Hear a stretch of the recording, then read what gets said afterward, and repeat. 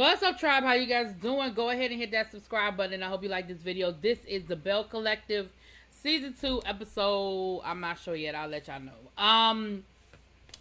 We start off where we left off. We are at the Sister Vention situation where the ladies are still arguing. Okay, and let me just go on and cut through all of it because they were like Latrice and Letitia. They was like, you called us ugly, and you said this, and you said that, and Akeisha was like, I ain't said none of that. I don't know what y'all talking about. I ain't say all of that. And Tiambra was like, you did say that. You ain't exactly say they was ugly, but what you said was, aren't there any pretty girls in Jackson? And Akeisha was like, I wouldn't have even said no mess like that because I'm from Jackson. And hello.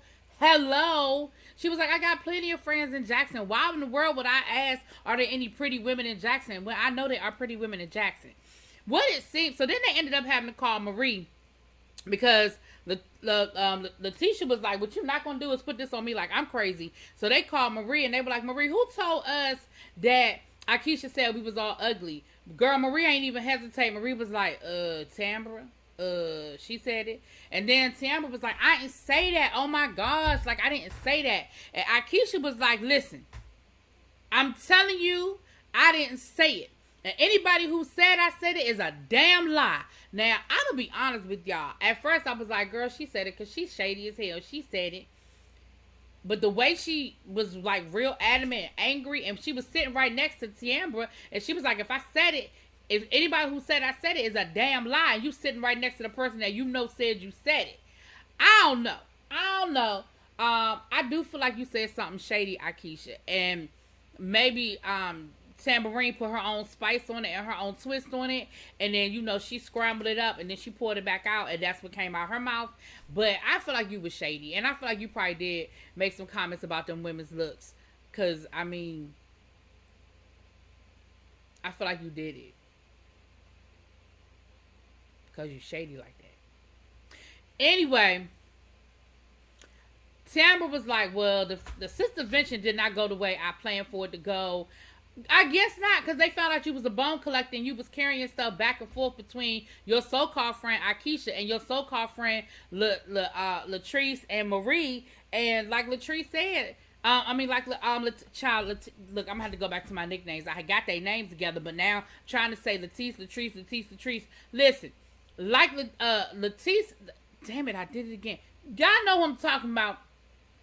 She was like, we already had like a preconceived idea about you because of what Tambourine done told us. And so we were already on edge and we was already feeling some kind of way. Like, I'm going to be honest. Now, at one point in time, Akeisha and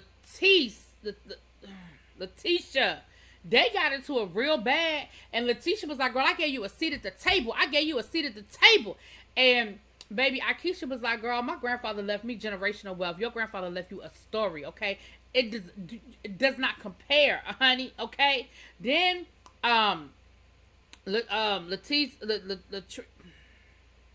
Letitia gonna say, well, your own family, you were born into a family that didn't even want you. I said, what? Like, that is something that is so specific that you knew it came from somewhere. Like, she wouldn't have pulled that shit out the sky. Don't nobody tell somebody their family didn't want them unless they know somewhere down the line their family didn't want them. Well, we found out later on in the episode when she was talking to her husband, Willie, that she is the product of a situationship. She said, my biological mama and my daddy were in a situationship, and my mama basically gave me away to my aunt who legally adopted me, and that is my mother. And so she was like, so it really hurt because basically that's a sore spot for me, that I'm dealing with that with my mom, with my biological mom and my, which also tells me that Letitia know her business. Somebody, and I'm sure it's a small town, she probably, people probably knew the story or whatever, but that tell me that you knew her business. I ain't gonna say that came from Tambourine, but, and I felt Akeisha when she said, she was like, you know what, that hurt. Like, I could get past a lot of the other little jabs that we took at each other, but that one right there, that's the one that cut. And for that, I'm keeping them. I'm just keeping them in my rearview mirror. Like I don't want to do business with her. I don't want to do business with somebody who would say those kinds of things and would cut so deep. Like I'm good. I'm good on that. I'm good on that. And I could feel her on that. Like, I 100% understand where she's coming from on that one. And y'all know I'll be giving Akeisha a lot. But on that one, like, girl, you really did. You kind of went below the belt with that one, Letitia. Willie is a snob and he need to go on back to Atlanta. New York. Like, I get it. You from the North. You're not used to things being...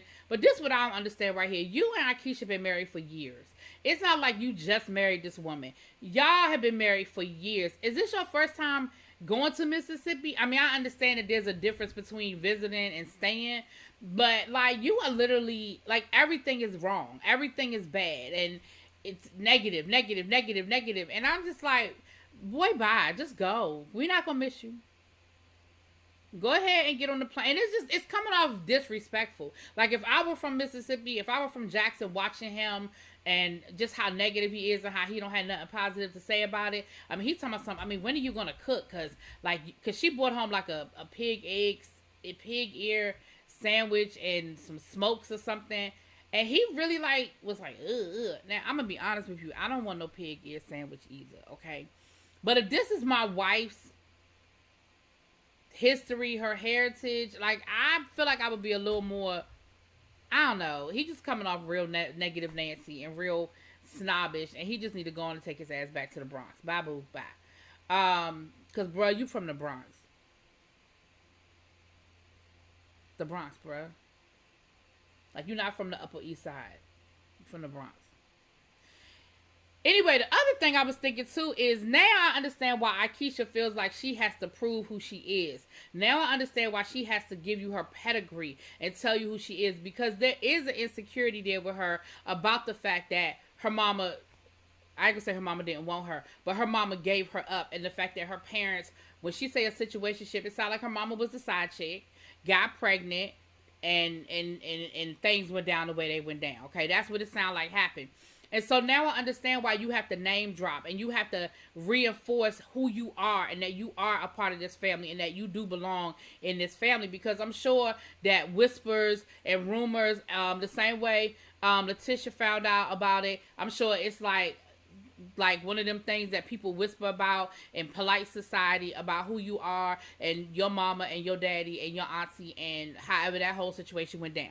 Let's be clear. And so that's why you feel the need to have to go above and beyond to prove who you are. And, well, you know, my cousin did this and my uncle did that and my grandfather did this and, you know, we're on this board and we're on that board. No, your family is. But now I get it, okay? But you still need to let that shit go. Moving on. So we see Latrice and So Gucci. They going out and about looking for new property for Latrice. And they're looking at this historic property. And, you know, the thing about a historical property is you can't really make a lot of changes. Like, there are certain things that have to stay. You have to keep the integrity of that building. And that was one of the issues with Ferris Street, with them trying to renovate those buildings and stuff, is that because Ferris Street has been labeled a landmark, there's only but so much renovation and changes you can do to modernize those places. And Latrice was like, yeah, I kind of really want to modernize and bring things up to speed. Well, the reality of the situation is you can't, girl. Latrice, look, girl, go buy you some land and build from the ground up. And that way you can have exactly what you want, the way you want it to look. You buy you the property. That means you own the property. You own the building. You own the land that it's on. It is all about ownership. I feel like you had the money to do that. And I feel like you could find some land in Jackson. Hell, right now they probably giving the land away in Jackson. Y'all ain't got no damn water. Moving on. Tambourine is meeting up with what her name, Melissa. She's a former Miss Atlanta. Did she say Atlanta or did she say no? She didn't say Georgia. She said Atlanta. She a former Miss Atlanta. But they meet up and they kind of review the French intervention situation, and basically Tambourine is sticking by her story child, and her name, Melissa, I guess. She was just like, well, you know, there's 3 sides to every story. Okay, girl, let's move on. Like, you could feel it definitely rang. Okay, we gotta film this scene. Like, it was so weird and awkward and obvious. But we found out that she's doing a Rock the Runway. It's a annual event. Gary with the T from the Ricky Smiley Show is her co-host, and she's talking about how she's getting local vendors and how So Gucci is walking, and she's trying to get Melissa to walk. And that's when we find out that she's a former Miss whatever she is, child, and she walking that runway, and she wears this bad dress, honey. I said, I know that's right, but anyway. Then we get a little more insight into So Gucci and JJ's family dynamic. We remember that So Gucci's daughter is pregnant. And they bring the children over. They bring JJ's twins and his daughter over.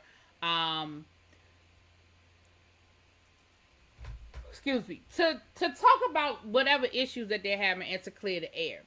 Now, what we found out is that Dee, who is So Gucci's daughter from a prior relationship, the one that's pregnant, she feels like growing up in that house, she felt like she was never wanted. She said she felt like her mom went above and beyond to build a relationship with his children, all the while sort of neglecting the fact that she had to continue her relationship with her children. And she said that she always felt on the outside looking in. Now, she starts telling her truth. Here's what I think people need to understand sometimes. When somebody is telling their truth, it is not necessarily an indictment on you. Me telling my truth isn't saying that you're bad. It's saying that this was my experience. This was my perspective on that experience. And at the end of the day, I need you to hear me. The problem is So Gucci's daughters, and it might have been because of the cameras. It may have been they just don't want to be seen as the bad guys or whatever. They were so busy wanting to defend themselves that I don't think they were listening, and I don't think they were respecting her perspective. And she was like, y'all bullied me, y'all did this, y'all did that. And she gave them a very specific example. She said, like, y'all would tell me, you can't use our soap because you're dirty.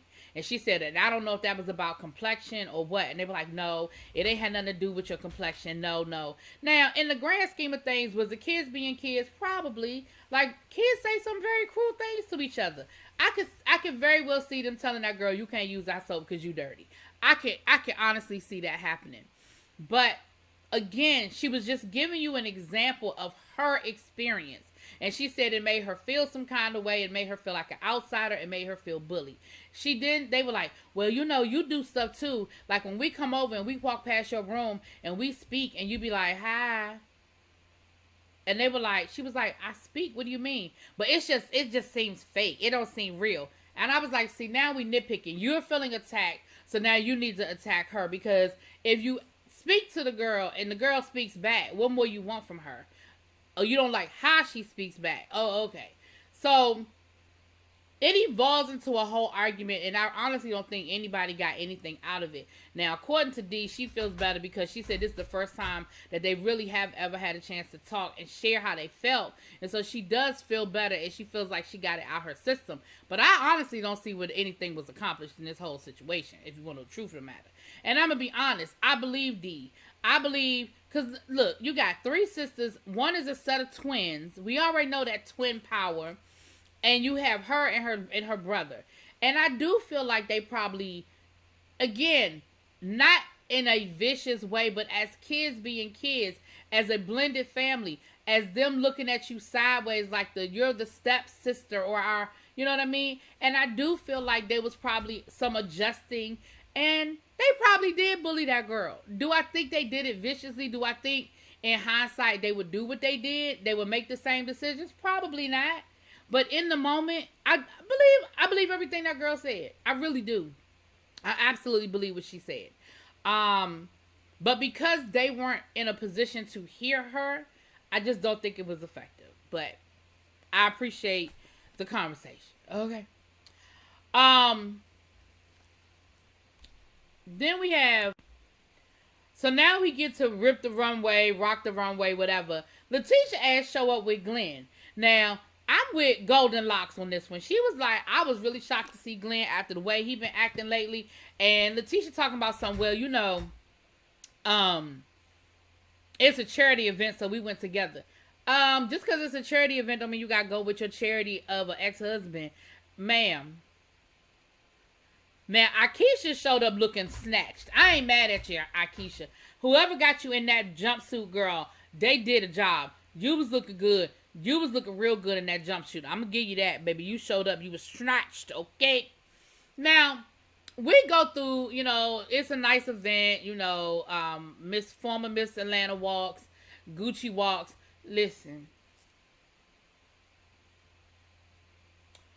as So Gucci was walking the runway, JJ decides that his wife looks so good that he is going to compliment her by throwing dollars at her as she's walking the runway. Then that wasn't good enough. She decided that he was going to get up on the stage and follow her around and continue to throw dollars at her feet as she is walking the runway. And then at the end, as she is walking off the runway, he stands in the middle and throws the rest of the money in the air as if this is his grand finale. I need y'all to know how badly I would whip my husband's ass if he ever threw dollars at me in public. Bruh. Put it in the comments if I'm tripping.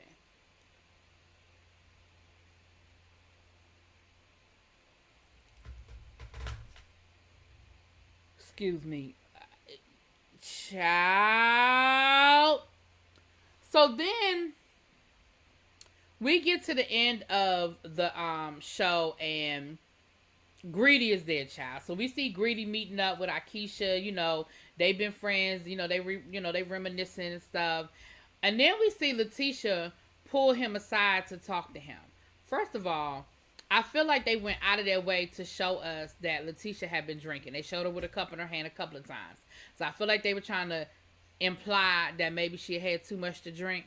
So she rolls up on Mr. Greedy and she proceeds to talk to him about her friend who said they have an emotional connection. Now, Mr. Greedy, this is where I lost you, sir. First, he was like, it takes two to tango, and, I wasn't tangoing, like she felt for me, I didn't feel for her, it wasn't nothing. But then he said something about 2014, it happened in 2014, why you bringing it up?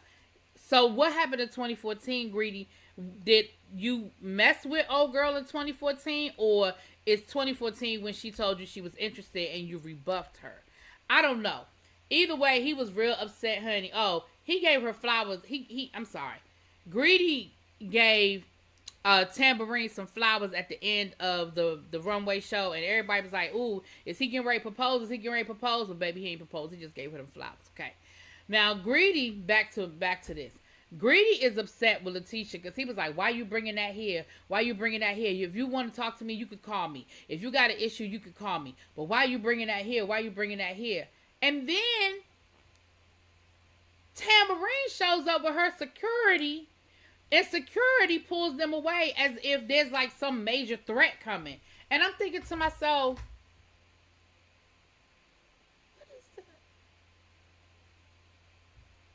what is this about? But baby, everybody was confused. First of all, why you got security? Second of all, why is the security whisking you away like you the president and there's a threat outside? Child, you were filming a scene on the show and y'all was talking about your man. It was a lot. I don't know. Greedy, I'm still, the jury out. I don't know. The jury out. But it looked like next week we get some more info on this situation, honey. Anyway, y'all let me know what y'all think. I'll talk to y'all later. Peace.